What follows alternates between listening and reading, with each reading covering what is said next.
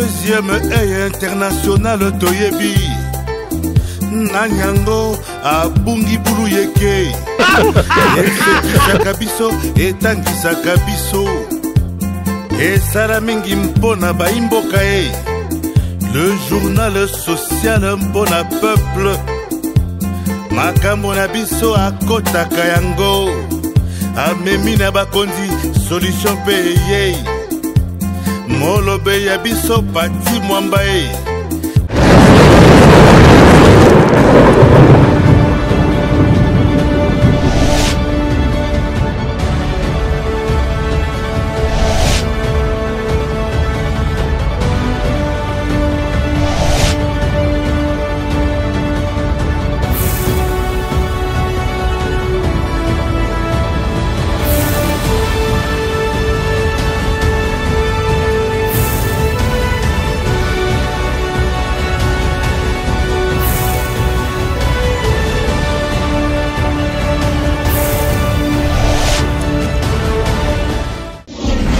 Ouverture ce mardi 17 janvier 2023 de la session du Forum économique mondial de Davos en Suisse.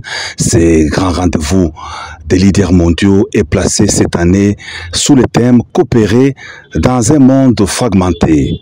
Présent aux côtés du président de la Confédération suisse, Alain Berset, de la première dame de l'Ukraine, Olena Zelenska, de l'UI, le vice-premier ministre chinois et de Ursula von der Leyen, la présidente de la Commission européenne, le président de la République Félix-Antoine Tshisekedi Tshilombo est venu porter haut et fort la voix de la RDC et celle de l'Afrique dans les cénacles des décideurs mondiaux. L'objectif du voyage étant double, à savoir montrer que la RDC est désormais une voix entendue dans les lieux de pouvoir du monde et faire passer encore et toujours le message de la réalité de la crise sécuritaire dans l'Est de la RDC où le pays subit une guerre injuste imposée aux populations congolaises par le Rwanda. Le président de la République est venu aussi présenter les atouts du pays aux investisseurs, représentants des grands groupes mondiaux, mineurs, banquiers et autres présents au forum de Davos pour leur dire que la RDC est de retour, qu'elle est ouverte aux affaires à une seule condition, que les partenariats doivent être mutuellement profitables, gagnant-gagnant. Une journée pas de tout repos pour le chef de l'État Félix-Antoine Tshisekedi Tshilombo qui a aussi participé à un panel sur les infrastructures pour une économie des énergies propres. Une occasion de mettre en exergue les potentiels hydroélectriques de la RDC avec Inga et la création d'une industrie de production de batteries électriques en Afrique afin de capter en RDC des réels dividendes de la position mondiale du pays, celle de premier exportateur de cobalt.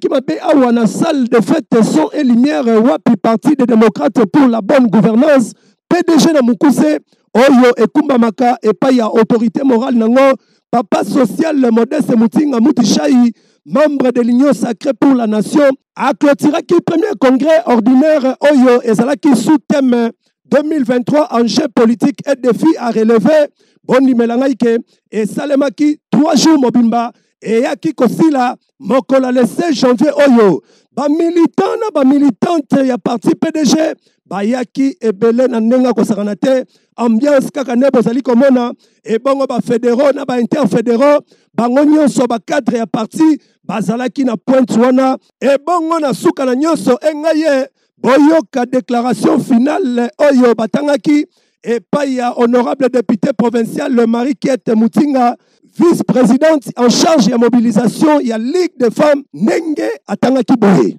Nous clôturons solennellement ces jours les assises de notre premier congrès avec une mention spéciale sur les soutiens indéfectibles par le Parti des démocrates pour la bonne gouvernance de la candidature du président de la République, son Excellence Félix-Antoine Tshisekedi Tshilombo, à la magistrature suprême du pays.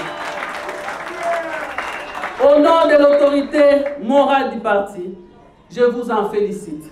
Vous avez le devoir patriotique d'annoncer cette bonne nouvelle et de propager ce mot d'ordre présidentiel 2023, Tshisekedi ou rien.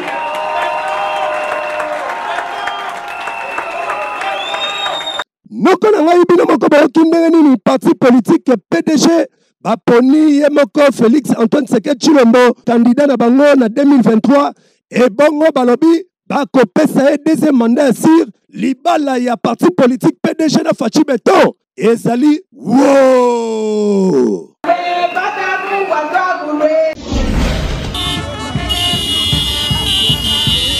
Noko na ngai Théophile Mulumba Kanyuka véritable leader ya bana mwamba pe mwana ya kisenso ya solo solo akendaki kokokisa devoir civique na ye c'est-à-dire ko s'enrôler bondi melangai pe kazali moko ya parti politique CODEP oyo na molai nango Convention démocratique pour le peuple oyo ekumbamaka epai ya président national nango Simon Mulamba Mputu et bongo président fédéral ya ville ya Kinshasa maître Boniface Mwambai engaye botala bino moko leader ya bana mwamba vedi mwana ya kisenso ya solo solo ndenge atambolaki makolo inde bafanfare na pointe eza kolela ebongo bawewa pi nyonso wana po baakompagne kaka Théophile Mulumba Kanyuka ebongo ntango akoma na centre akota apesa identité kaka nde bozali komona bakanga ye photo chweke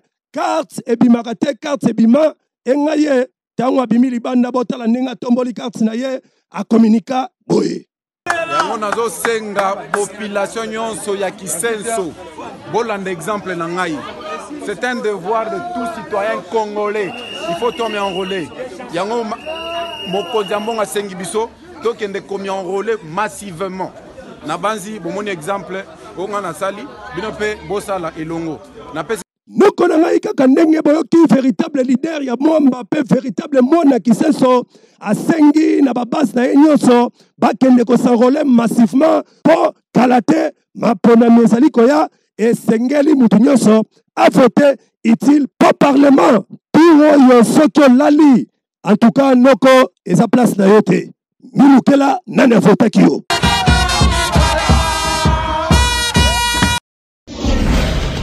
Tozali na commune ya Mongafula précisément na quartier Tchad mai oyo ya source bozali komona babenga kango mai ya mbila ezali ko aider population ya Tchad na ndenge akosakana te mais ya kokamwa ezali ke ezali mai ya chef coutumier afutsaka bango avant batoka pe mai yango tio ezinda na se ya mabele likolo ya mai ekoma salite esengeli population azwa tio ya paipai akotisa na tio eza na sa mai ebongo mwana nyata po ebimisa mai kitoko ebota couleur ya mai ezali kobimisa mai ya clair kaka ndenge bozali komona na bakantine boyoka ndenge nini population moko ekommunike boye bakonza mboka bobongisela so mai o tala mai ndenge ezali tala basalite babilamba bamanzanza tala basaki boye vraiment tomela yango kaka boye papa so tomeli te tokomela nini papa nanga tokomela ni mai eza te mboka pasi tala mboka kitoko bato baza population eza ame mai tomelaka ya malunga te mai eza te mai oyo tokopesaka bideo 150 soki topesi 150 tozwi mai soki mpe topesi mbongo te tokozwa mai te ndeti boye tio ya paipai boye tozobongisa ezobonga te papa nanga boye tokomela mai ndengeni zama wa mingi pona biso batamunga fla na kotala boye kutimia atekeli biso mabele metala mai tozomela mai yo ekoma ya mbongo so pesi mbongo te tokomela mai te osali perer bayoko bundiso likola mai tala mai ya salite mai yo ndenge zabo ya salite to teka to sombaka ngona mbongo ozape na mbongo te omela mai yo te ezama wa to senkaka leta asunga biso la likamba mai noko na ngai oyo ezali koyokisa RDC soni na 21e siècle bamona population eza komela mai ya condition ya boye ebongo population bazali komituna badepute bokenda wapi bino musala na bino ezali kaka tangu tokomi pembe na baélection boya pona koya kokosa population tout oyo balobi soki mai ekoti te bolobeli bango te mutu anyata makolo te eyokani.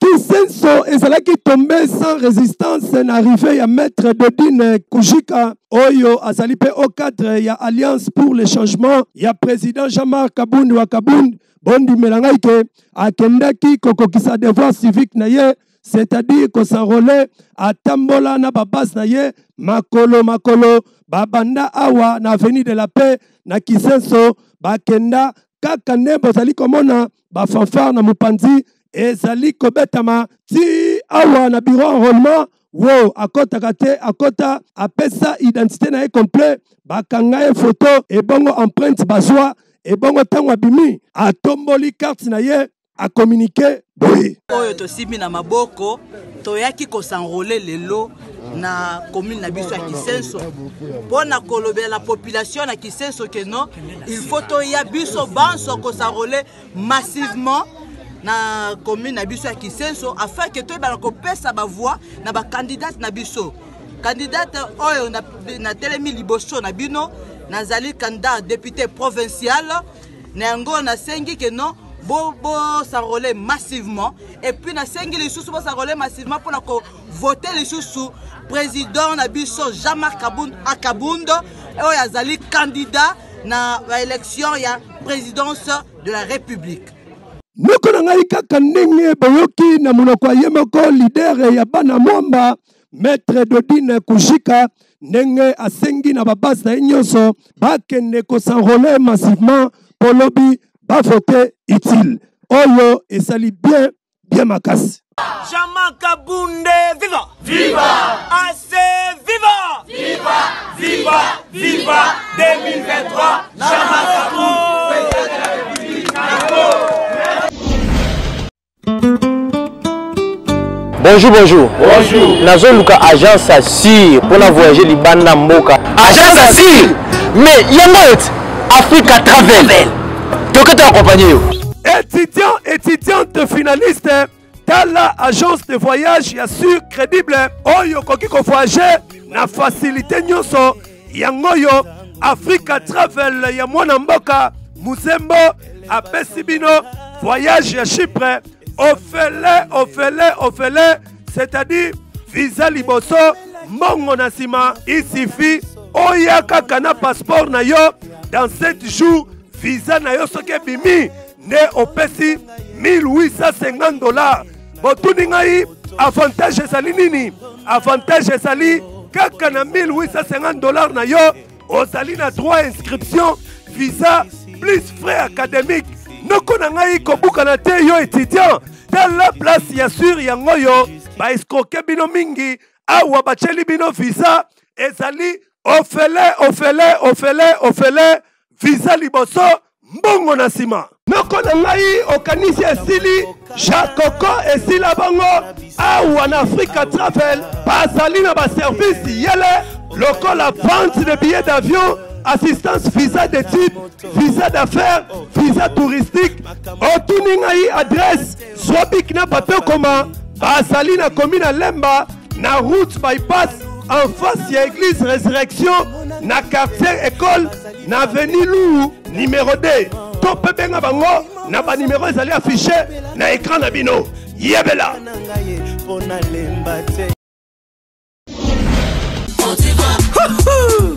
Bana bayango santa kitoko ntoto makasi suka na mbimbi oyo suka na mbimbi potifa poto pona ba bébé pro meilleure qualité toujours vitamines protéines et puis échanger prité 800 francs toujours 800 francs poto kitoko pona ba bébé pro Baba yango santa kitoko ntoto makasi suka na mbimbi oyo suka na mbimbi Makusa Protivap poto kitoko pona ba bébé pro.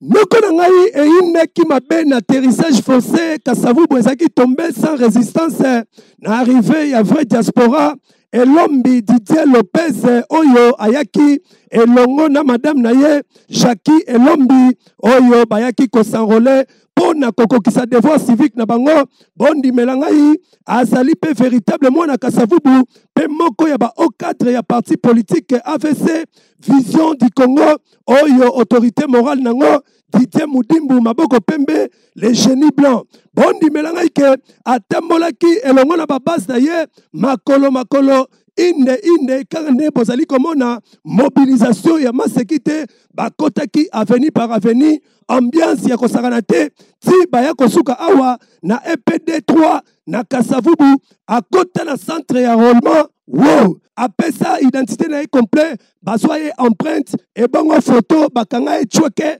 tangu abimi atomboli carte na ye boyo kandenge a communiquer boy enrôlé pour calater tous en élection pour nous soutenir mon konzabo cannabiso Fati Béton.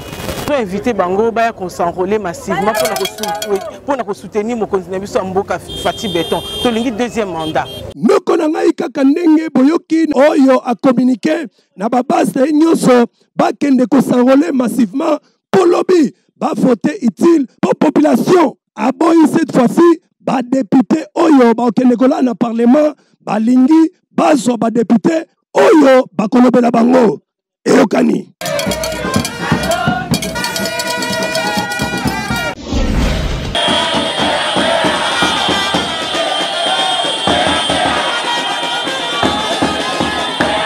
Nokona ngai eyinaki mabe na atterrissage forcé ya la princesse de Lukunga Vanelia Bitondo bakisela ya lisusu mama sociale mama Sisanzala oyo pe azali au cadre ya mouvement de renaissance congolaise pour l'Afrique na mukuse nango MRCA na cadre ya corromplir devoir civique na ye engaye atambola kina babase na ye po akende ko s'enrôler kaka ndenge bozali komona abandaki awa na avenue de l'école na ITC Ngalema bondi melangai atambola makolo na babase na ye akota avenue par avenue akota sola aya kosukisa awa wapi akota na bureau ya enrôlement apesa identité na ye complet bazwa empreinte et bongo photo kangama carte et bima boyo kana bimiseli na ye ndenge a communiquer boy.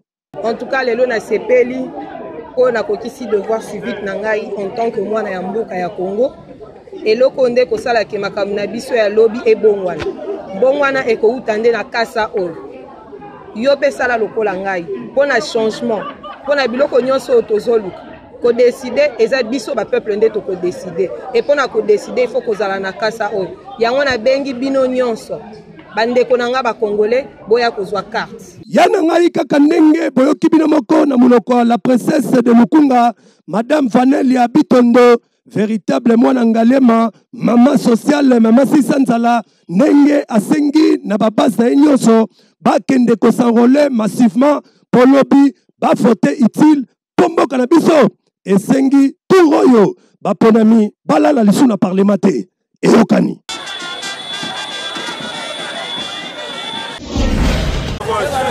likambu ya bikota na cabine SNEL asi apekisa parce que ezali kosala désordre ezali kotumba ba cabine ebele lokola awa na commune Kalamu précisément na quartier Kauka entre Bongolo na Kimwenza cabine oyo mutu moko akoti selon population o agent SNEL akota bisimba simba moto epelaka kandenge bozali komona population bango moko babunda baboma moto wana boyo kandenga nini bango moko bakomunika kiboye toza na quartier Kauka croisement Bongolo Kimwenza na kabina pour trouver te fani ka boy na moyi ka be courir petit mango na kasona moto epeli makasi na transport junior sawa c'est le fort au mango mais donc peut-être to fana be courir za la rater ça epeli nini ça si charge to bango wapi ngamba sala to éviter moi kabina ma transforme kebe moi ba pesi na ngambo pesi boy ba pesi boy te bate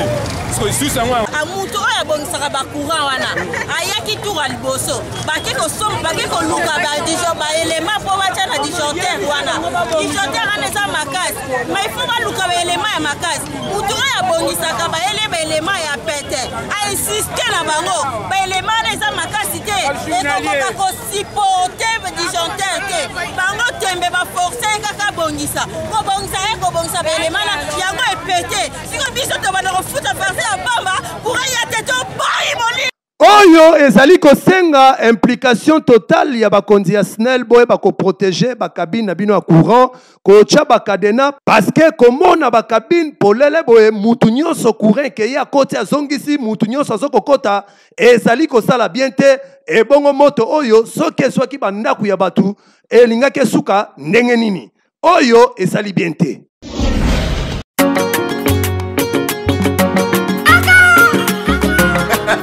Eko Congo yokanga bien visa assistant oyo ezali agence de voyage crédible fiable sokombo esa mokili na yo bazali wana na baservice yele bokovaide te awa bazali baagent bien qualifié oyo bayebi kosala traitement ya dossier ti yo kende na poto bazali na visa d'étude visa ya touriste visa ya soins médicaux visa d'affaires bazali mpe koteka babillet d'avion na mbongo muke mpenza ebongo espace Schengen babosani bino te bazali mpe kopesa voyage ya États-Unis d'Amérique ebongo Canada lala ponga ya bebe mpo bato ebele bakenda Canada mpo bapesa bango toujours confiance grâce à management de Vanda basukaka wana te bazali mpe na méga promotion veut dire méga promotion visa touristique mpe visa ya Royaume-Uni na $999 ya pamba lobi bien $999 kuna oza na assistance visa prise en charge assurée assurance voyage bapapa bamama visa assistance travel ebengi bino boya ebele bino bayebozaka na mposa kovoyage visa assistance travel ebengi bino tozosala badémarche ya bamboka ebele bapays lokola Canada tozosala badémarche ya visa d'étude visa touristique bapays lokola États-Unis, France, Belgique, Angleterre, Chypre ebengi bino boye ebele epai na biso bokozala desite soki bokenda kuna esimba te boye epai na biso ekosimba tobengi bino boye ebele mpona makambo etali passeport boya tozosala badémarche ya passeport na mwa ntango moke boya ebele ya na ngai bokozwa visa assistant mosika te awa na numéro 1 ya Veni Lodja na quartier Lodja na commune Kasavu pour référence en face ya Rimka topé bobenga bokaka numéro ezali affiché na baekran na bino bozwa ide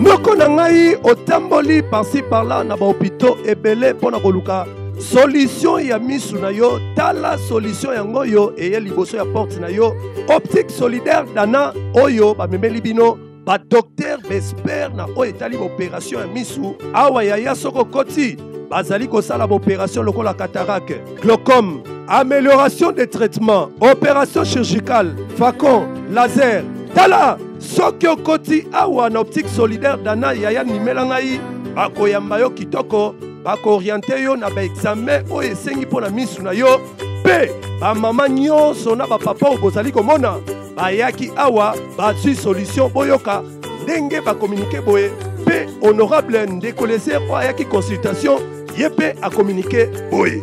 Napesa témoignage le premier jour que j'ai visité Solidaire Optique na loba na bato boye ngai bazali kotala nga miso aux États-Unis nakenda nazwa lunette oyo uta États-Unis ezalaki lokola oyo te parce que zalaki lunette ezo protéger te contre le rayon tangu na awa natali matériel na comparé na oyo na monaka aux États-Unis eza matériel moko donc il y a quand même un Congolais qui a fait ça même temps basali linga lunette oyo omoni ba lunette misusu basali la kabiso moi lumière et kota kandenge lokola misu na eza protéger te mais oyo avantage nango ndenge ozomona ngo wana eza na nyonso mibale na komona pembeni na kotanga nango na kotambola nango na komona musika ainsi de suite et puis ba lumière ezala ba lumière à téléphone ya télévision ya ordinateur ezosuka na ini wana donc et ceux qui omoni ba machine même ceux qui botier muto a comparer akoyeba ka que ba memeli biso poto na Kinshasa.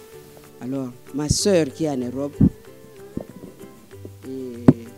m'a envoyé ces numéros, qui a téléphoné ces numéros. Il y a un médecin qui vient de l'Europe en France, qui va venir au Congo. On va les consulter et poser ton problème. C'est pour cela que je suis arrivé ici. On m'a consulté, on m'a demandé les examens, j'ai tout fait. Et le médecin est arrivé et voilà, je suis passé en opération. On a intervenu, je vois. Je voyais presque, je peux dire à 40%. Je ne voyais plus bien. Maintenant, on vient de m'opérer. Dieu m'a fait grâce, je vois. Je vois légèrement mieux aujourd'hui qu'hier. Hier, je ne voyais presque pas. Mais aujourd'hui, je vois. Je sais quand même apercevoir quelqu'un à 1 mètre. C'est déjà beaucoup. Et je loue et je glorifie le Seigneur, notre Dieu. Noko na ngai bokanisi esili tente esili bongote awa bazali pe na pharmacie bazali pe kotekisa ba lunette ya ba marque nyonso banti soleil na ba griffe lokola Versace Gucci pe ba griffe ya ndenge na ndenge okokuta optique solidaire dana ezwami nango musika te eza na boulevard du 30 juin na galerie Albert pe lisusu ezwami na nouvelle galerie présidentielle tope obenga bango na ba numéro oyo ezali affiché liboso ya ba écran na bino yebela. Est-ce que tu connais Dubaï? Tu connais le goût d'Essa? Yo, oyebi Dubaï? Maison Kenango.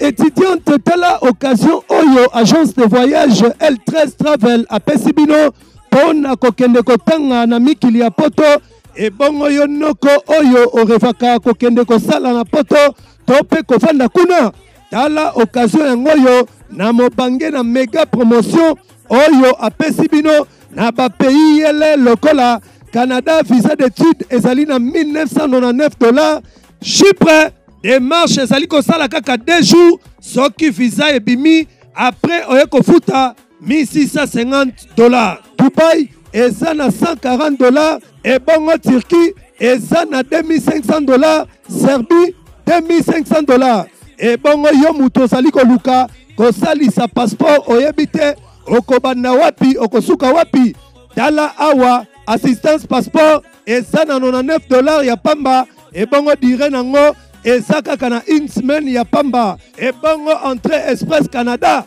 eza na $10 résultat sur place et bongo vente ya billet d'avion national et international ezali pe kotekama awa na moins cher ya kosakana te. ESA agence de voyage L13 Travel a organisé méga promotion fin de l'année où ezali na période juste décembre. Papa, maman, elenge, vous en avez besoin aucun de kotang, vous en avez besoin aucun de visiter bamboka tel que Canada, Chypre, Turquie, Dubaï, Serbie, Pologne, ainsi de suite. Tout les bino ba promotion na ba prix record. Bombe sa biso confiance le ko bato ba leka liboso na bino car L13 Travel Agency to ko permettre bino to comme ça bandoto na bino réalité. Souri na bino de la préoccupation na biso. Noko na ngai oli komona agence de voyage L13 Travel.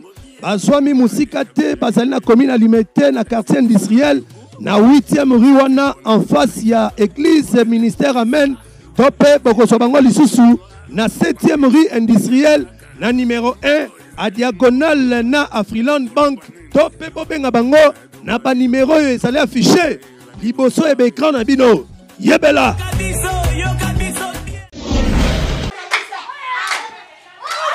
Noko na ngai orphelinat Mashko famille ezali kobelela na bato mitema malamu bino bato bomesana kokaba balobi kokaba ezali kobombisa ebongo kopesa nzambe akobosanaka yo te ata na litanga ya mai na ndako na yo ekozangaka jamais babeleli bino bato mitema malamu boya kosunga bango boya kosunga bana oyo botala ndenge nini bazali kosakana ebongo na kati ya ndaku ezali terrain ya football ata TV to radio bayoka information ezalaka te ebongo depo na bango ata vera loso oyo eza te bana oyo bayebi te bakofete ndenge nini na ntango oyo yo ozali kosala programme bana na yo omelisa bango oliesa bango yeba mpe kokanisa bana oyo ata na litanga mai Nzambe akobosa na bino te.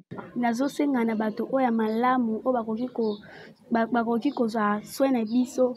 Toza na ba TVT, toza na biloko kolia te ba feti yango yo, mais toza na biloko te ba TV eza te, ba mbeto eza te, biloko lia esili bona ne yango to na bilamba olata te. Tosenga bato motema na boyo osunga biso. Mama Denise tosenga lisungi, biloko kolia eza te, bilamba eza te, bamuse bebi tokoka kolala te. Yango tosengi lisungi, Mama Denise motema malamu ya kosunga biso. Tosengi lisungi pa na yo. Yo zambanga obwaka bano te. Endo sunga biso. Tosengi bilamba olata. Tosengi bilamba pe ofetele bonane. Endo sunga biso. Tinde biso te biloko to sepila. Po tondi bosa mama solo. Tozaki libanda balokoti biso na felna. Tosengi osunga biso tozala minene na mukili o. Tosunga pe ata mukili oyo. Tosenga aide na orphelinat Vemashko. Po ba ko aider biso. Na bato baza mite ya malamu. Mama Denise Rolanda biso osungaka ba orphelin. Oya osunga biso a toza na charge makasi muto soutien ezate. Ba député pe bazo na biso kati na sikoyo, toza na besoin na bino penza bo ko aider bana oyo. Mais nous lançons encore une demande et un message fort. Nos chers honorables ministres, députés, tout consort, ils en bana oyo baza dans le besoin. Ils en bana oyo que nous appelons de Domini, bana o bazanga ki baboti, bazanga ki famille, mais qui ont retrouvé une nouvelle famille qui est l'orphelinat Vemashko Femil, une famille des orphelinats, une famille des ONG. Nous avons lancé un message fort, de partout, Boya pour soutenir ces enfants, Boya pour orienter ces enfants. Vous avez ici un échantillon d'enfants où les base à la soutenir. Les enfants sont nombreux où les nabino kosunga bango. Comme la fin de l'année, Dieu t'a gardé, Dieu t'a protégé durant toute cette année, pendant 365 jours. Mais une façon quand même d'en dire merci à Dieu, quelle que soit ta religion, c'est de venir faire du bien à ses enfants. C'est de venir déposer son swadaka à ses enfants, faire son aumône à ses enfants. Et je crois que c'est bien ça, la vraie religion, qui consiste à faire du bien aux faibles, à faire du bien aux démunis.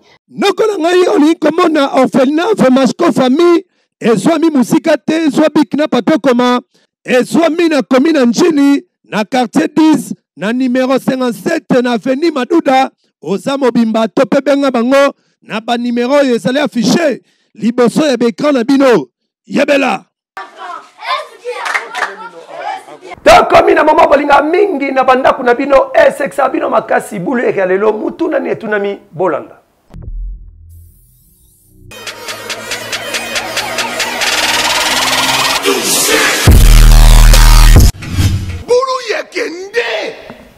na yebisi bino bulu yeke nde epai ya bavoisin zololo ekoti ya ndenge ya kosakana te zololo yango tofini bango fio bawewa nyonso moyo wenu mutu aso ezali boye sibul ezali sibul ya fufu ya masango to sibul ya fufu ya manyoko sibul na olia yango te Ah, dongo te. Na ma restaurant là on y a ciboule te. Ah, te.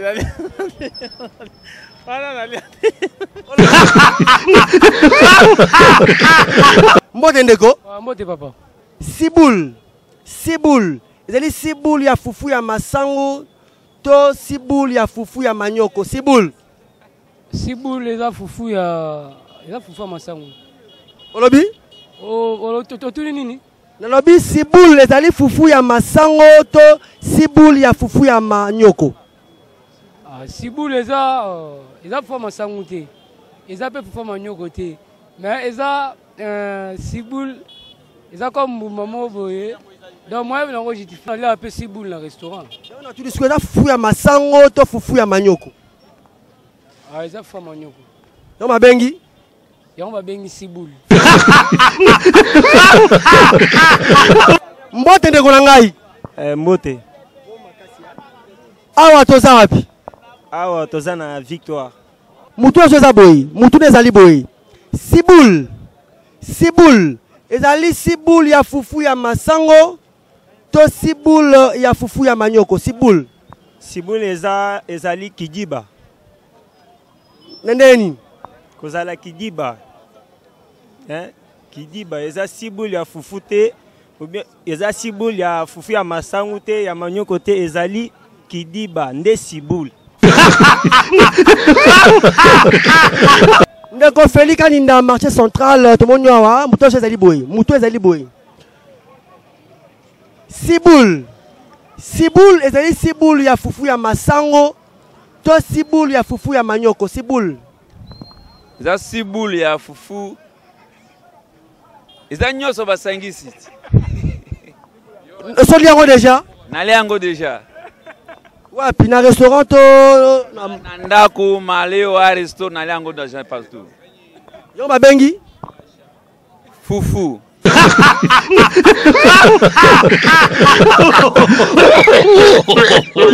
Bamo neni ni buli ake kotel bino na bandaku boseki bokanga bapanzi bolana se menesa na bino ketam boza koseka bozo akaina silo pona koma siboul ezanango siboul ya famasangu to ya manyoko te me siboul ezanango ka bandembi oyo bamama na biso batekaka bachaka yango na pondu chamuntu chanzambi elakiseke to komina suka ya magazine deuxième A international bulu eke oto benga mikoloyo voiture sans moteur yebela tan tindika chakalti ekopela et pas ya voisin et si eyebana zololo ekota to fina bango fian ba wewa ba pona na kanduka surtout na romponda ba moyo wenu nous chala bimpa tout aona na kesho talek